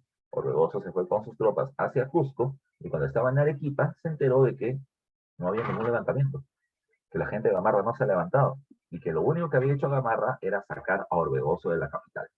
Cuando se dio cuenta del plan, Salaverry estaba dando golpe, estaba en Lima y tenemos dos presidentes de la República. Salaverry reconocido como presidente por los conservadores y Orbegoso reconocido como presidente por los liberales. Así que, ¿quién era el presidente? Bueno, los dos tenían su grupo de apoyo. ¿Qué es lo que pasó? Ya que lo que pasó, esto va a derivar en la reactivación de la guerra civil. Y en esa guerra civil, los dos bandos tenían fuerzas militares semejantes. O sea, la guerra iba a durar mucho tiempo a menos que uno de ellos tenga más poder que el otro. ¿Cómo podían obtenerlo? Había un tercero en la discordia, alguien que quería meterse en la guerra porque tenía intereses. Santa Cruz, presidente de Bolivia, tenía su ejército propio, ¿ya? Y lo que él quería era la confederación peruano boliviana, pero bajo términos liberales. Así que Gamarra le propuso a Santa Cruz una confederación donde Gamarra y Santa Cruz gobiernen, pero Santa Cruz no le gustaba mucho la idea porque él era liberal, Gamarra era conservador y no se van a poner muy de acuerdo. Orbegoso, presidente liberal, le dice a Santa Cruz, tú me apoyas para la guerra y formamos la confederación contigo a la cabeza. Así que eso le llamó más la atención. Dos liberales y me están dando el bando político, hay que apoyar a, a Orbegoso. Esa fue la consigna y fue lo que se logró. Precisamente con Santa Cruz ya presente en la guerra, Gamarra va a ser derrotado en la batalla de Yanacocha iba a terminar siendo, iba a terminar huyendo de Perú junto con otros conservadores como Gutiérrez de la Fuente y Ramón Castilla hacia Chile, hacia Chile. Mientras que Salaverry iba a terminar siendo derrotado en la batalla de Socabaya, tomado prisionero y luego fusilado, ya fusilado. Entonces, la guerra civil la terminan ganando los liberales con el apoyo de Santa Cruz y esto le va a terminar dando vida a la llamada Confederación Peruano-Boliviana. Cuando hablamos de la confederación, ya, primero, ¿cómo se conforma la confederación? Fácil. La confederación ya se había conformado producto del pacto entre Orbegoso y Santa Cruz cuando se le apoyó al primero en la guerra civil. Entonces, la confederación se iba a hacer sí o sí, ya, sí o sí. Pero para evitar especulaciones y evitar malos entendidos, se decidió de que para que no sea muy rochoso, ya era mejor que la confederación peruano-boliviana se establezca mediante términos legales. Entonces, ¿qué cosa fue lo que se hizo? Gamarra, o disculpa, Santa Cruz, que iba a ser el líder de la confederación de acuerdo ya a los pactos realizados, se da cuenta que había un inconveniente. Perú terminaba siendo el doble de territorio que Bolivia, tenía el doble de población, el doble de electores y por lo tanto tendría el doble del número de representantes en el gobierno con respecto a Bolivia. Pues Perú tendría el mando, Perú tendría el mando. Y ese terminaba siendo un caso especial, terminaba siendo un caso especial porque si Perú tendría el mando, pero a Santa Cruz le han ofrecido el poder, entonces en la práctica no iba a poder tenerlo. Pero también Santa Cruz sabe algo. El Perú son dos Perús, son dos Perús. Lima y Trujillo terminaban siendo conservadores y Arequipa, Cusco y Puno eran liberales, pero sometidos siempre a Lima. Entonces, ¿qué cosa es lo que propuso Santa Cruz? Santa Cruz le propuso a Arequipa lo siguiente, ¿ya? Santa Cruz le propuso a Arequipa lo siguiente. ¿No te gustaría ser el líder de tu propio gobierno, ¿ya? Sin estar sometido a Lima? Entonces, a Arequipa se le pararon las antenas y dijo, por supuesto que sí, ¿ya? Por supuesto que sí. Entonces yo te ofrezco lo siguiente. Yo te voy a dar a ti, Arequipa, el liderazgo de un país propio, que será el llamado Estado surperuano, el Estado surperuano, ¿ya? Pero, ¿ya? Como tú eres liberal y yo Bolivia también, entonces vamos a unir nuestros votos, ¿ya? Para poder ganar 2-1 frente a los conservadores del Estado norperuano. Arequipa dijo, por supuesto que sí, y de esa manera el Perú se terminó dividiendo. Recuerda, Santa Cruz estableció la división del Perú en Estado norperuano, ya conservador, y Estado surperuano liberal, para que los del sur respalden a la liberal Bolivia de Santa Cruz y puedan imponerse en su gobierno. De esta manera, para la creación de la confederación, se terminaron estableciendo algunos márgenes legales. Primero, que cada estado tendría su presidente. El estado norperuano tendría como presidente, o tendría su presidente, su congreso y su constitución. En su congreso, cada uno de estos estados decidiría si quiere o no participar de la confederación. Cosa que ya estaba por descontada, sí iba a ser, solamente era una legalidad. El Congreso de Huaura, del Estado norperuano, aprueba participar en la confederación, el Estado de Sicuani, del Estado surperuano, también, y el Estado de Tapacari, de Bolivia, también. Una vez cada uno de ellos aceptó para ser parte de la confederación, se van a reunir en un Congreso General que es el Congreso de Tanda, en 1836, en donde ya los representantes de los tres estados deciden establecer la confederación. Y así se conformó legalmente la Confederación Peruano-Boliviana. La pregunta es, ¿para qué? Y eso significa objetivos. ¿Con qué objetivos se crea la confederación? Y los objetivos eran dos, comercialmente de manera principal. Desde el punto de vista comercial, como te decía, Bolivia tiene salida al mar, pero era más fácil para Bolivia pasar de La Paz a Puno y de Puno a Arica, ¿ya? Que era el puerto comercial natural para ellos. Entonces ellos decían, bueno, lo que vamos a hacer es lo siguiente. Bolivia y el sur de Perú vienen teniendo una continuidad geográfica, ¿ya? Que se había terminado usando desde la época colonial, pero que fue roto cuando el Alto Perú pasó a manos del Virreinato de Río de la Plata. Entonces vamos a restablecer nuestro nexo para que el comercio entre el sur del Perú y el territorio boliviano sea más fluido. Es el primer objetivo. Y el segundo objetivo es, unidos estos tres países, se va a terminar estableciendo la búsqueda, ¿ya?, de convertir a la Confederación en el país más poderoso comercialmente hablando, del Océano Pacífico Sur. Y es el plan. El problema de ese último plan es que el país que ya estaba en ese sentido, en ese objetivo, terminaba siendo Chile. Y por eso es que Chile no va a terminar siendo del agrado de la Confederación, ni la Confederación del agrado de Chile. Y por eso es que van a comenzar a haber conflictos. ¿Qué pasó? Además, tercer punto. ¿Qué cosa es una confederación? Una confederación termina siendo la unión de países libres con un Estado propio. Por eso te decía que cada uno tiene presidente, Congreso y Constitución. Que además de esto, vienen teniendo un segundo punto importante. ¿Ya? Por más que cada uno de ellos tenga su gobierno propio, ellos se sujetan de manera independiente, nadie los obliga, se sujetan, ¿ya?, a un Estado supranacional. O sea, un gobierno por encima de ellos. ¿Ya? Y ese Estado supranacional, ¿qué cosa establecía? Este Estado terminaba dirigiendo la vida diplomática de los tres países. ¿Ya? Es decir, ellos dirigen la vida internacional. ¿Ya? Segundo, ellos establecen el modelo económico a seguir. Y tercero, ellos dirigen la fuerza militar de la Confederación. Una vez que se había pactado eso, se pone a Santa Cruz, que era el que iba a liderar la Confederación, y se le da a él el cargo de protector de la Confederación Peruano-Boliviana. Santa Cruz como protector, ¿qué cosa es lo que hacía? Desde el punto de vista económico, va a terminar promoviendo una propuesta liberal, librecambista, ¿ya? Pero desde el punto de vista político es un gobernante muy, muy, muy autoritario. Al punto, uno, que su cargo era para 10 años prorrogable, o sea, lo podían elegir por 10 años más. Segundo, de que Santa Cruz podía, ya, si quería, sacar presidentes y congresistas de cualquiera de los tres estados. y cambiar leyes de las constituciones de cualquiera de los tres países y de la Confederación también. De tal manera que él podía hacer y deshacer. En la teoría, cada país era autónomo, en la práctica era autónomo hasta donde Santa Cruz se lo permitió. ¿Ya? Ahora, en esta confederación se estableció la Constitución de 1837, donde se establece un modelo económico liberal o librecambista.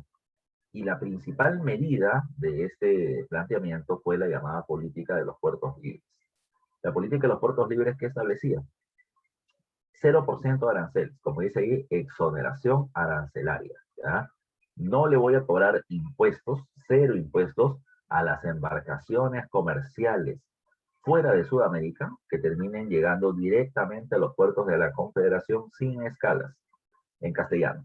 Si tú eres un comerciante francés, ¿ya? Y quieres vender productos, quieres llegar a América y vender productos en Argentina, luego en Chile y luego venir a la Confederación, papi, ven, no te preocupes, te voy a cobrar 40% de aranceles. Si tu producto vale 100, me vas a pagar 40 de impuestos. Pero si tus productos llegan directamente de Francia hacia los puertos de la Confederación, cero, no te voy a cobrar nada, exoneración arancelaria. Profe, ¿eso le conviene al comerciante extranjero? Le conviene y mucho, ¿ya? Le conviene mucho. ¿Por qué? Porque si el comerciante extranjero llega directamente para acá y no le pagan impuestos, ¿qué va a pasar? Sus productos en el mercado, cuando se vendan, van a ser baratos. Y ese producto barato se va a terminar vendiendo mucho más rápido, ¿ya? Aquí ya necesito tu celular. O sea, tú lo puedes compartir conmigo.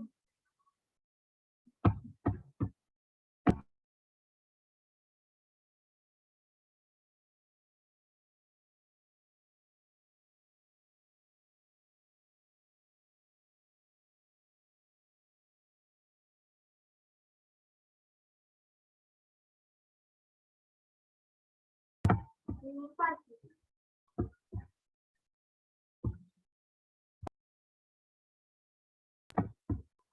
A ver, te estaba diciendo entonces, toma en consideración que con ese objetivo, ya, con esa situación, se buscaba ser atractivo. Insisto, si el producto llegaba directamente, ya no iba a terminar pagando impuestos. Ese producto se va a vender barato dentro del país, ya, barato dentro del país y se va a terminar vendiendo muy rápidamente, de manera muy fluida. Y ya terminaba siendo la condición de la época. Ya terminaba siendo la condición de la época. Al comerciante extranjero le conviene, por supuesto.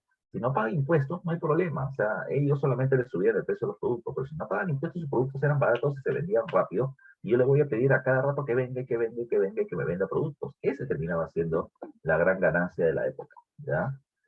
¿Ya? Ya le ganaba, le generaba precisamente una gran ganancia. De tal forma que con la política de los puertos libres, el Perú o la Confederación terminó haciéndose muy atractivo al comercio extranjero, sobre todo al comercio británico. Una de las cosas que yo te decía al principio era ese. El gran problema del Perú para el comercio internacional es que Inglaterra es el país más poderoso del mundo, al que buscábamos atraer, pero estábamos muy lejos. Entonces, ¿cómo se solucionó la lejanía? Poniéndonos muy sexys, ya comercialmente hablando, lo que implica no cobrar ningún tipo de impuesto. Y con eso la situación mejoró. ¿Ya? ¿Qué pasó? ¿Ya qué pasó? Toma en cuenta que producto de ello la Confederación crecerá comercialmente y vamos a tener un crecimiento del 300% de nuestro comercio en comparación a la época del Perú, lo que era bastante. ¿Ya? Chile seguía teniendo más comercio internacional, pero nosotros estamos en un crecimiento permanente. Pero recuerda que la oposición, ya, la oposición de la Confederación, va a terminar siendo muy dura también. ¿A quién no le conviene la Confederación?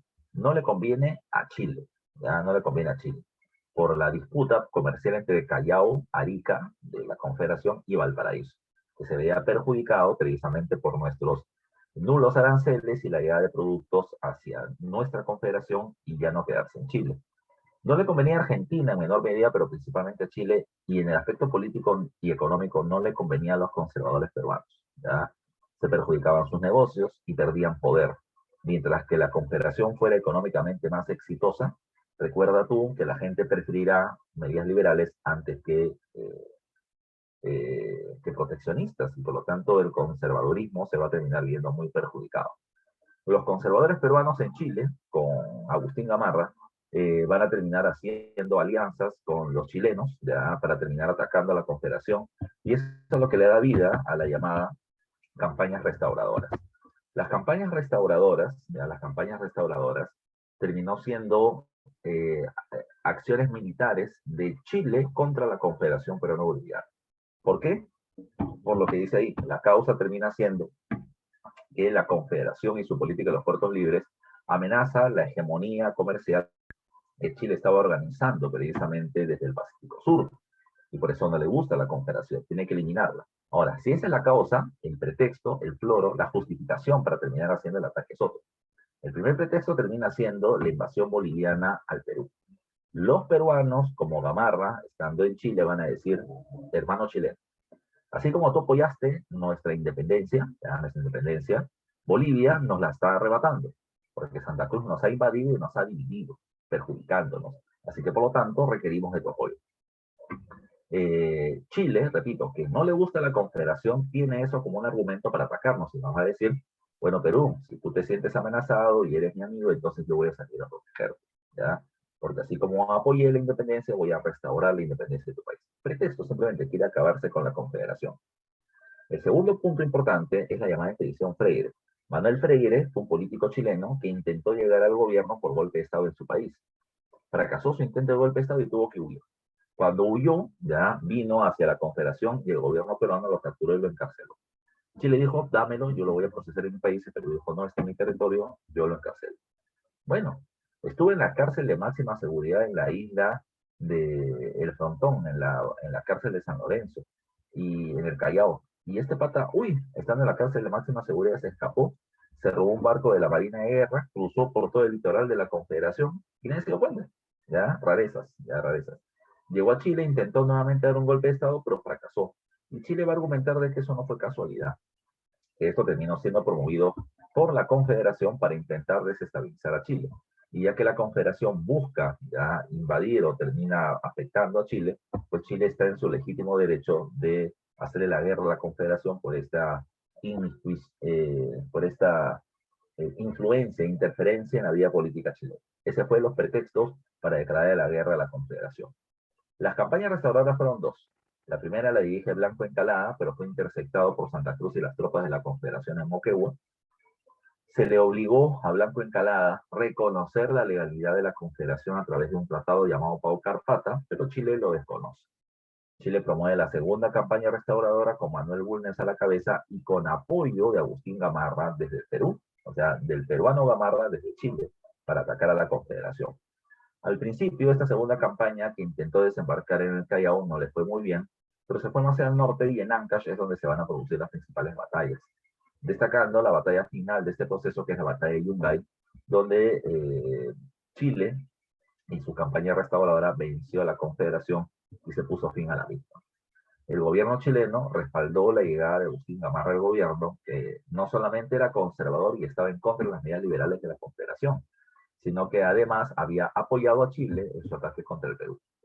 Cuando Gamarra llega al gobierno, establece la Constitución de Huancayo, de 1839, que era totalmente conservadora, proteccionista, antiliberal. ¿Ya? El Perú ya se había reunido de los dos en un solo estado, y ahora venía estando ya complicada además, porque se establece la Confederación, porque se elimina la Confederación, y además de esto, porque los personajes que habían participado en la Confederación van a ser perseguidos. El gobierno de Gamarra encarcela, expulsa del país, asesina tanto a peruanos, bolivianos como a extranjeros que habían sido partes de la Confederación. Ahora, Gamarra no solamente hace eso. Gamarra, durante su gobierno se inicia algo que va a ser importantísimo para años futuros. Durante su gobierno se inicia la explotación del guano. Inglaterra, como ya lo veremos la próxima semana, estaba en pleno desarrollo de su industria textil, pero para poder tener más lana requería de más espacio para la ganadería de ovejas y cabras. ¿Ya? Pero eso implicaba una mayor reducción de los territorios agrícolas. Entonces, para que las tierras sean altamente productivas, ¿qué cosa fue lo que hizo Inglaterra? Terminó estableciendo el cobro de impuestos, terminó estableciendo Inglaterra el uso de fertilizantes naturales para que sus tierras produzcan al 100%. Y se terminó utilizando guano, excremento de murciélago obtenido de la isla de Madagascar en el África, Pero cuando este excremento de murciélago se acabó, comenzaron a buscar otra alternativa. Y el único país del mundo que venía teniendo suficiente excremento fertilizante exportable era el Perú. El gobierno peruano ni lo sabía, pero el comerciante Francisco Quiroz sí. Así que le alquila al Estado peruano las Islas Chincha, donde está la mayoría del guano, y le va a terminar pagando 100.000 libras esterlinas por un año del alquiler de las islas. Era un montón de plata, pero este pata invirtió 100.000 y ganó 1.000.000 de libras esterlinas. Un negociazo. A partir de esto comienza la era del guano, ¿ya? Con el sistema de alquiler o arrendamiento de islas con el contrato Quiroz, ¿ya? Que iremos viendo la próxima semana. Y el otro punto importante con Gamarra es que él invade Bolivia no para vengarse porque se hizo la confederación, sino para restaurar la confederación, pero bajo el mando de Gamarra y bajo una posición conservadora. Para su mala suerte, en su invasión a Bolivia, la cosa le fue mal y falleció. La muerte de Gamarra en la batalla de Ingaví va a terminar generando un problema, o doble problema. Primero, Bolivia invade Puno, ¿ya? Bolivia invade Puno. Y el vicepresidente de la República, Gutiérrez de la Fuente, terminó priorizando la defensa militar. Él se encargó de la defensa militar de Puno y terminó generando un vacío en el gobierno. No había quien gobierne. Así que varios caudillos militares se sintieron con el derecho a gobernar y eso terminó dándole paso a un periodo de caos entre 1841 y 1844, llamado con el nombre de la anarquía militar. Varios caudillos intentan llegar al gobierno por golpe de Estado y terminan generando un caos político tremendo, ¿ya? Hasta que Ramón Castilla, con su revolución constitucionalista, como la va a llamar, va a dar un golpe de Estado contra Ignacio Vivanco y su gobierno de El Director. Cuando Castilla llega al gobierno o da el golpe de Estado, no se proclama presidente, convoca a una asamblea electoral para que establezca un proceso electoral donde Castilla terminó siendo electo presidente de la República. Y con Castilla se inicia una nueva etapa llamada con el nombre de la prosperidad falaz, que nos corresponde ver la próxima semana. ¿Ok? Hasta ahí nos quedamos con la clase de hoy, pero tenemos que ver tus dirigidas, ¿ya? Así que vamos a utilizar precisamente tus dirigidas, vamos a descargarlo un rato para poder llevar a la práctica esa resolución continua. ¿Ok?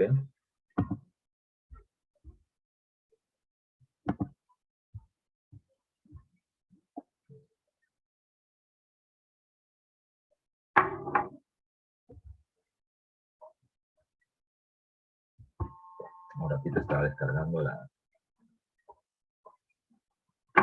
dirigida para poder darle solución.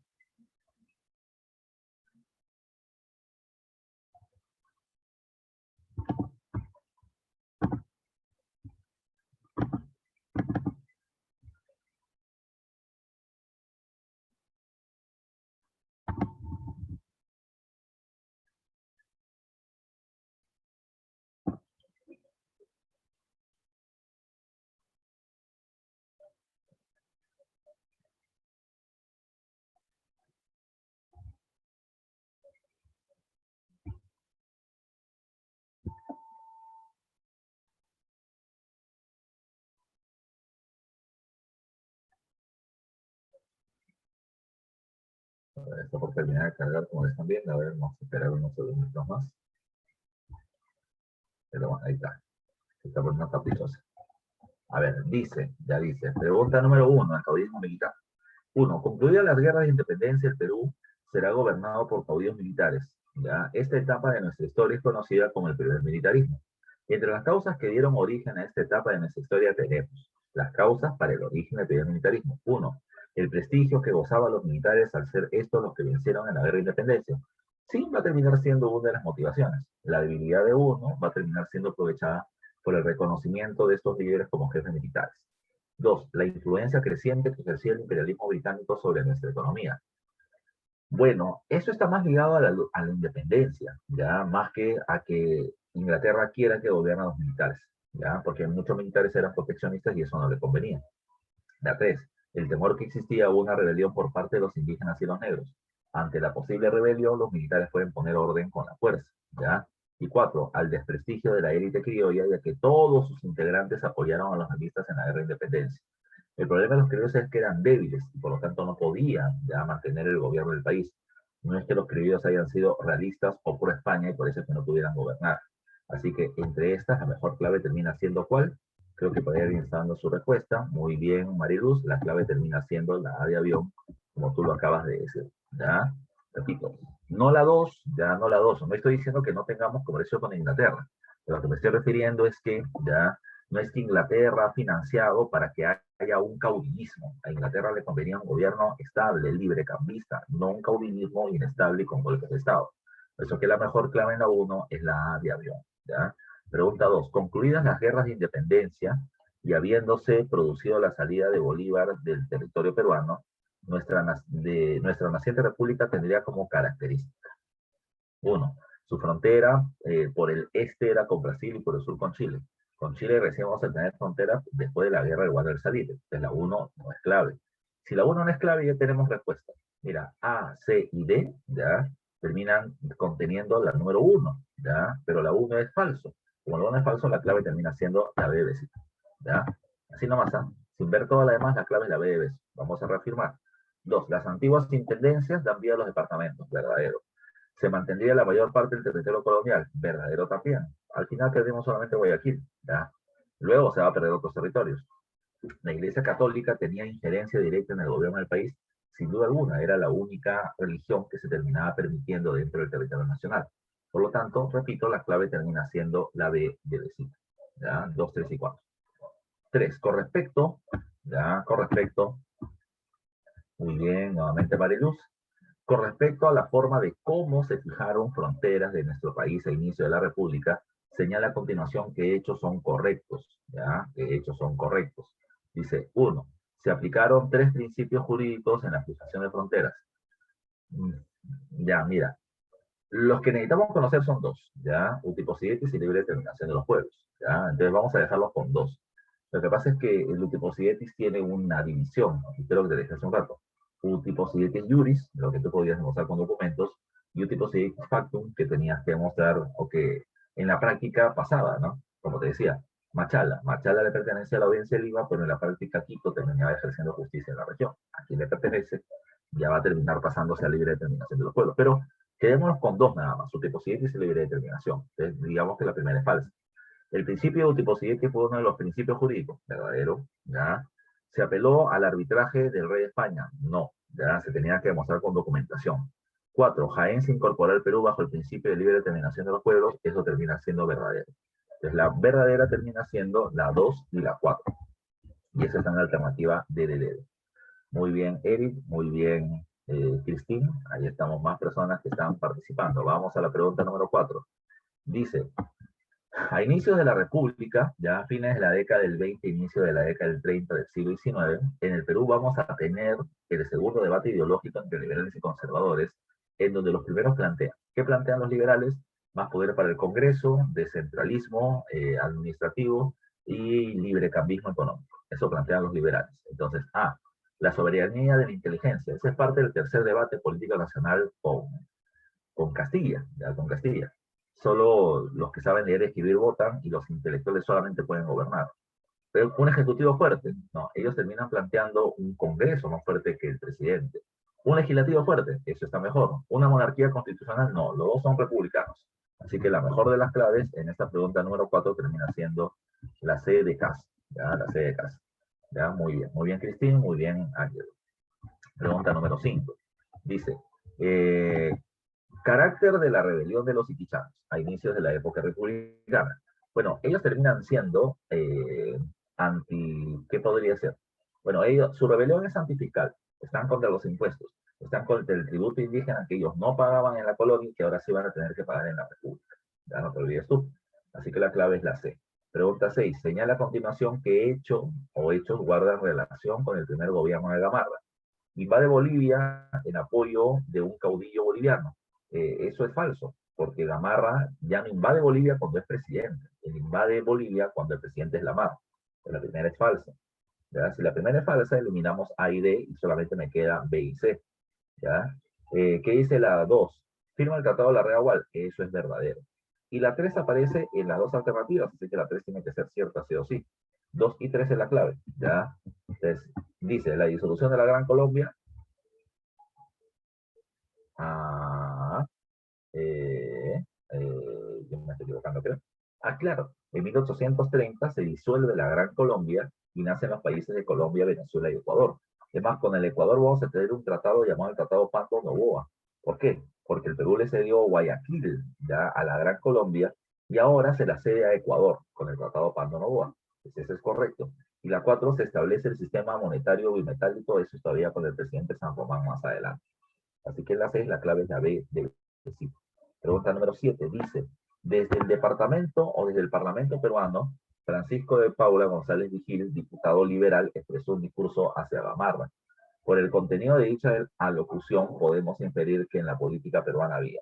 Recuerda que González Vigil decía, yo debo acusar y lo acuso, y criticaba precisamente a Gamarra y a su gobierno de ser conservador, opositor al desarrollo económico peruano, y corrupto y todo lo demás. ¿Ya? Eso implicaba que González Vigil, liberal, criticaba al gobierno conservador, lo que implicaba de que había una disputa entre estos bancos. Entonces, dice, había una discrepancia por el tipo de gobierno a elegir para el Perú. Bueno, sí, entre el liberal y el conservador. Consenso en el Parlamento para aceptar la monarquía. No, no tiene nada que ver con monarquía. Persecución política y censura a todos los congresistas. Si fuera así, no podría criticar precisamente la Gamarra. Y D, había fuertes discrepancias entre el legislativo y el ejecutivo. Ese está mejor. Hay una pelea entre el Congreso, teniendo a González Vigil, y el presidente de la República. Mejor es la clave D. No hay persecución, repito. Si hubiera persecución, González Vigil no podría decirle corrupto y demás al gobierno de Gamarra. ¿Ya? Hay más tolerancia, pero evidentemente hay choques entre estos bandos. La confederación se hizo realidad en el 36, creándose con 3 estados, bajo la dirección de Santa Cruz. Los confederacionistas adoptaron el libre comercio como política económica exterior y eran defendidos por los comerciantes extranjeros establecidos en Lima y Arequipa. Los mineros y los agricultores sureños también. Los enemigos de estas ideas se enarbolaban del pensamiento económico de, bueno, la confederación es librecambista, y por lo tanto tiene la oposición, dice, del pensamiento económico proteccionista. Si te dijeran la oposición de, la respuesta sería los conservadores, pero como te hablan de términos económicos, tiene que ser el proteccionismo, que es antiliberal. 8, B de beso. 9. Respecto a la Constitución de 1839, creada en el segundo gobierno de Gamarra, ya marque verdadero o falso. Se aprobó su creación en el Congreso General de Huancayo, verdadero, la Constitución de Huancayo. La segunda es verdadera también. ¿Por qué? Porque A, C y D que contiene ya la primera alternativa verdadera, la segunda para todos es verdadero también. Se amplió el periodo presidencial del gobierno a 6 años, ya eso también termina siendo verdad. Tercero, se estableció asumir cargos en el legislativo y ejecutivo a menores de 30 años. Y la cuarta me dice, no se restituyó el cargo de vicepresidente, se estableció con un fuerte centralismo. A ver, eso termina siendo falso, al igual que la tercera, ¿ya? Dice acá, se estableció asumir cargos en el legislativo y ejecutivo a menores no, a mayores de 30 años, ¿ya? Entonces, eso termina siendo falso. Y repito, sí hay vicepresidente de la República, eso nunca se puede eliminar, porque el presidente puede caer enfermo y alguien tiene que reemplazarlo. Así que eso no se elimina. Pero el presidente Gamarra tiene una posición conservadora incuestionable. Pregunta 10. Posterior a la muerte del presidente Gamarra en la batalla de Ingaví, a finales del año 41, se estableció un periodo de caos, ¿ya? Y convulsión política y social, en la que ningún gobierno llegó a consolidarse. Este periodo finalizó en 1845, cuando Castilla fue elegido presidente de la República tras vencer a Vivanco en la batalla del Carmen Alto, terminando así con el gobierno del llamado directorio. Lo descrito anteriormente hace referencia a ¿qué? Al periodo de anarquía y el enfrentamiento por el gobierno. Dice, al periodo del primer militarismo conocido como caudillismo, no porque están hablando de la época final, a la inestabilidad política que se desarrolló durante la anarquía militar, eso es mejor, a los golpes de Estado promovidos con el objetivo de poner fin al gobierno de Gamarra, eso es algo que sucedió antes, al periodo de crisis económica generado por la corrupción en relación a los ingresos económicos peruanos, eso es después, con el Chenique todavía. Entonces, la mejor clave está relacionada a la época de la anarquía militar, y por lo tanto la clave termina siendo la B de Besita. Bueno, muchachos, hasta acá nos quedamos, hemos avanzado el tema del caudillismo, la siguiente semana tenemos que desarrollar la prosperidad falaz, así que por favor,